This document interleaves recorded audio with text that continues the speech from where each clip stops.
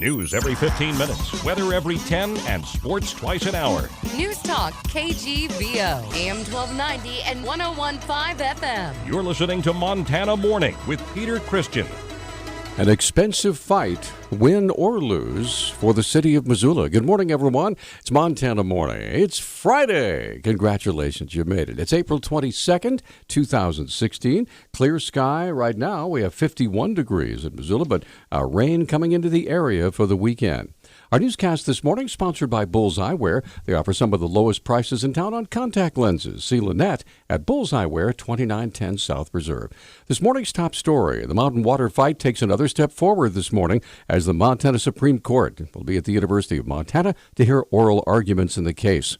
NBC Montana anchorman Steve Fetveit sat down this week with Mayor John Engen and asked the mayor what would happen if the city loses its fight to force the sale of the water company through eminent domain. I will give you worst case scenario. Everything blows up. Supreme Court says this isn't working. Liberty says we're not selling. Everybody else wins. We've got debt to pay. We would figure out a way through expense and through taxation to get it paid for. That is a risk. It would be a burden. It would not break anyone's back. So far, the city has racked up over $12 million in legal fees, which the mayor primarily blames on mountain water. Win or lose, though, the city will bear the burden of paying those bills primarily through increased taxes. And again, that Supreme Court hearing begins at 8:30 this morning. It'll be streamed live on MCAT.org. Missoula County Treasurer's Office is apologizing after it accidentally released the email addresses and names of about 1,200 Missoula taxpayers who signed up to get an email reminder. County Treasurer Tyler Gernant explains. In 2015 tax bills, we allowed for people to provide us with an email address so we could send a reminder about second half taxes becoming due, which are due May 31st. We created a contact list. Essentially what happened is when we went to send that email out, we put the contact list, which had people's email addresses and the names associated with those email addresses in the to line instead of the blind copy line. Gernant says the county was concerned that the email addresses may get spam mail, but also said the emails were not tied to any private information. There's no tie to any other information system or other system in the county, so it's not actually linked to your tax records at all. The fear that we had, obviously, is that people would start getting spammed or something like that, and we are committed to doing whatever we can. Unfortunately, this is the kind of situation where once the bell has been rung, it's kind of difficult to unring the bell. Anyone who may be negatively impacted by the name and email release has been asked to contact the Missoula County Treasurer's Office. A 42-year-old woman is in custody following the discovery of the body of 1-year-old Kensley Olson in Poplar. Roosevelt County Sheriff Office Public Information Officer Lee Ulmer said the FBI has assumed full jurisdiction of the case. Well, as of yesterday evening, they had a subject in custody, a female. As of this morning, I am being told that the female has been scheduled for an initial appearance in Fort Peck Tribal Courts. Ulmer said details in the case are few and far between. There are differing reports on everything. The information I've been given is just that it was in Poplar.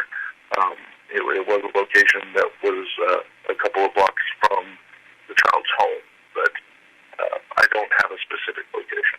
FBI spokesman Sandra Yee Barker could not confirm whether the authorities believe she was kidnapped. It was the second major event in recent weeks to rattle residents of the sparsely populated reservation near the U.S.-Canada border. Authorities say back in February, a 4-year-old was abducted from a Wolf Point park by a man who sexually assaulted and attempted to kill her. The sheriff's office of Roosevelt County was careful to note that neither of the individuals initially named in the Amber Alert had anything to do with the child's death. Both Melinda Tweet and Timothy Dornheim have been cleared of any suspicion in that case.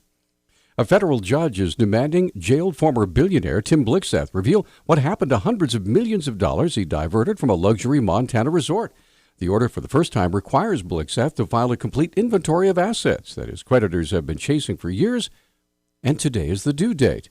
If he complies, it would bring a decade-long legal saga closer to an end. It began when Blixseth fraudulently transferred money from the Yellowstone Club for his own personal use. He and his ex-wife founded the private ski and golf resort at Big Sky, Montana, which went bankrupt in 2008.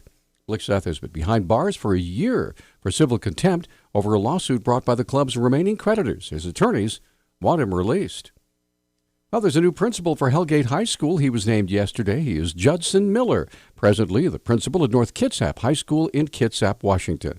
MCPS spokesperson Hatton Littman has details. The district went through a really extensive process that included applicant screening of documents and resumes, and then that included interviews of 5 top candidates with parents, with teachers, with district-level administrators, and Mr. Miller rose to the top and was highly regarded by all of those groups. Littman described the duties of a principal at a AA high school in Montana. It's like running a small city within your school building. You are responsible for the academic outcomes, first and foremost, of all the students in your building. You're responsible for managing the team of administrators, including 2 assistant principals and an athletic director. Miller will begin his duties as the new Hellgate High School principal on July 1st. A former Lewis and Clark County Sheriff's deputy charged with hitting and pulling a gun on a man while drunk at a party has received a deferred sentence.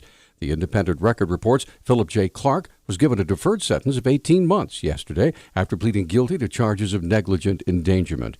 Felony counts of assault with a weapon and criminal endangerment had been dropped as part of a plea deal. Clark is accused of hitting a man several times and eventually pulling a loaded gun on him during a party at his home in December. Clark, who resigned from the sheriff's office after the incident, has been ordered to relinquish his public safety officer standards and training certificate and stay away from alcohol. And a new report shows that visitors to Yellowstone National Park spent nearly $500 million in communities around the park in the year 2015. The National Park Service's report said last year's visitors spent more than $493 million in local communities through direct spending and labor income, the highest total recorded in 4 years. The Bozeman Daily Chronicle reports the money was spent in several local communities, including towns of West Yellowstone and Gardner. According to the report, the largest portion of visitor money went to hotels near Yellowstone for a total of $160 million. Restaurants received about $80 million in visitor spending. Officials are expecting even more visitors this year as the National Park Service celebrates its 100th birthday.